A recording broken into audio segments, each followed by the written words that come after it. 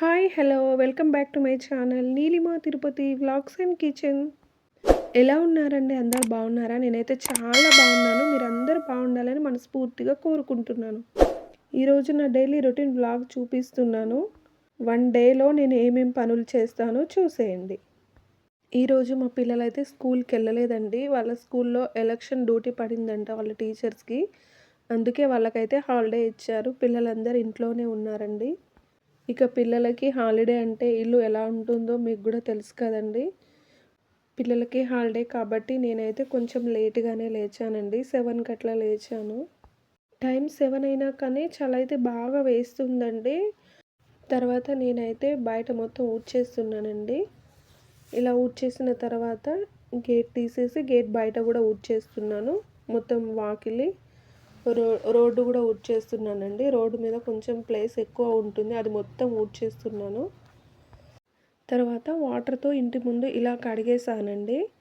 ఇలా కడిగేసిన తర్వాత మొత్తం నీళ్ళైతే చిమ్మేసాను.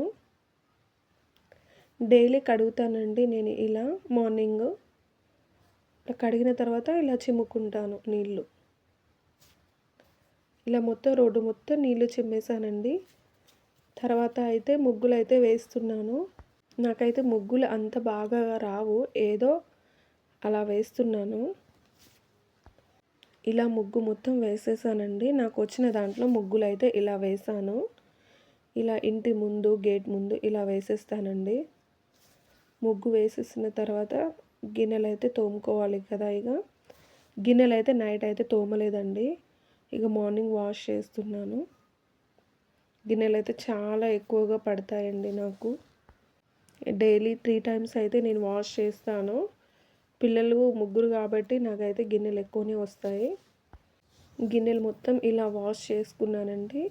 గిన్నెలు వాష్ చేసిన తర్వాత నేనైతే స్టవ్ కూడా క్లీన్ చేసుకుంటాను. ఆ కౌంటర్ టాప్ మొత్తం క్లీన్ చేసుకుంటాను. ఇలా క్లీన్ చేసుకున్న తర్వాత అయితే మనసైతే ప్రశాంతంగా అనిపిస్తుంది కదండి మనకు. ఇలా మొత్తం క్లీన్ చేసేసాను నేను. ఇలా క్లీన్ చేసిన తర్వాత మా పిల్లలైతే ఇంకా లేవలేదు. వాళ్ళు లేచే వరకు అయితే నేను ఇల్లంతా క్లీన్ చేసుకుంటున్నాను. ఇప్పుడు ఇల్లు మొత్తం ఊడ్చేసానండి. ఇలా ఇల్లు ఊడ్చేసిన తర్వాత పిల్లల్ని అయితే నిద్ర లేపాను. వాళ్ళైతే బయట ఫ్రెష్ అప్ అవుతున్నారండి. నేనైతే మీకు ఒక గది మాత్రమే చూపిస్తున్నాను వీడియో లెంత్ అవుతుందని. మొత్తం 3 రూమ్స్ ఉంటాయండి. అవి మొత్తం ఊడ్చేసాను.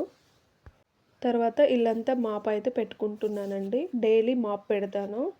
పిల్లలు కాబట్టి ఏదో ఒక చికాకు చేస్తూనే ఉంటారు. ఏదో ఒకటి కింద పోస్తూనే ఉంటారు కదా. మళ్ళీ వైట్ టైల్స్ కాబట్టి ఏ చిన్న వస్తువు కింద పడ్డా మొత్తం మరకలు మరకలుగా కనిపిస్తుంది. అందుకే నేను డైలీ అయితే మాప్ వేసుకుంటానండి ఇంట్లో. మొదటిసారిగా నా ఛానల్ని ఎవరైనా చూస్తున్నట్లయితే ప్లీజ్ సబ్స్క్రైబ్ చేసుకోండి, లైక్ చేయండి, షేర్ చేయండి.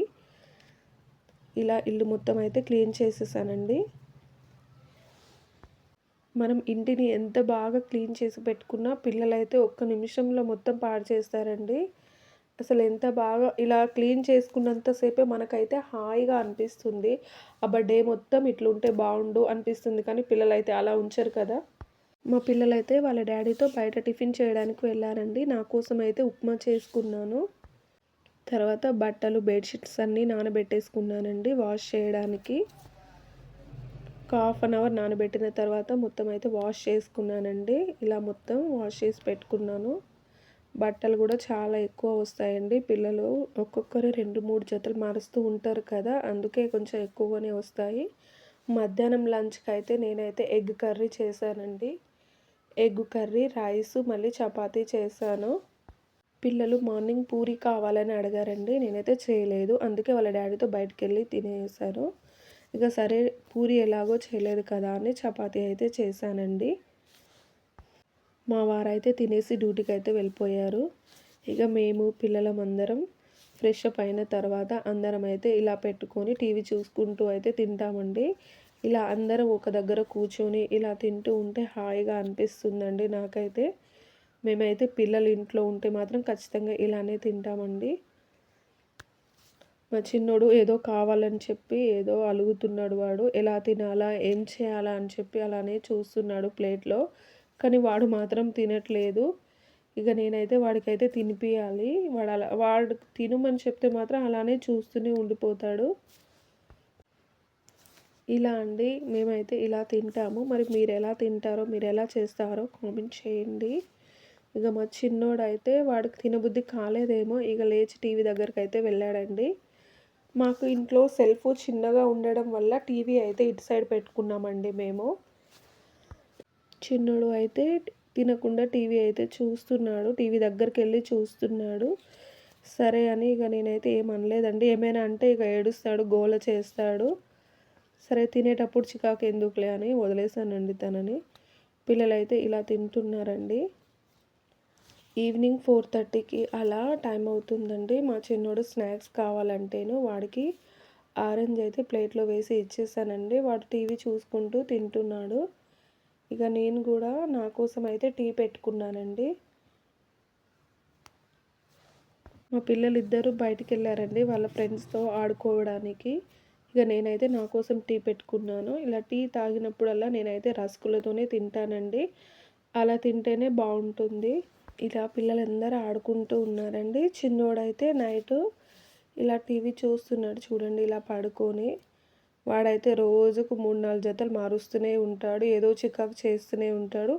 కానీ కొంచెం తడిగా ఉన్న బట్టలైతే అస్సలు ఉంచుకోడండి. ఇక నైట్ డిన్నర్‌కైతే నేనైతే రైసు, చికెన్ కర్రీ చేశానండి. పిల్లలిద్దరైతే హోంవర్క్ రాసుకుంటున్నారండి. చిన్నోడైతే టీవీ చూస్తున్నాడు. నేనైతే డిన్నర్ ప్రిపేర్ చేసేసానండి. నా డైలీ రొటీన్ పనులు ఇలానే ఉంటాయండి.